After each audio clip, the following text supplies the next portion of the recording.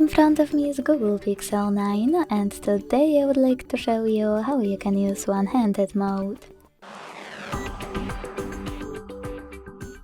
All you need to do is open settings and scroll all the way down to get into system. Now, if you are using Tricky's navigation, after tapping on gestures and selecting one-handed mode, this option will be disabled.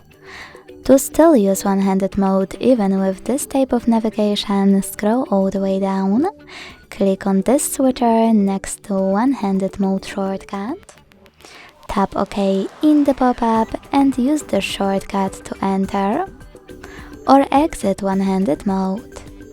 After tapping on it, you can also go back to the standard size screen by clicking on this area at the top.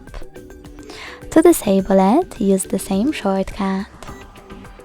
If you are using gesture navigation though, so sorry misclick,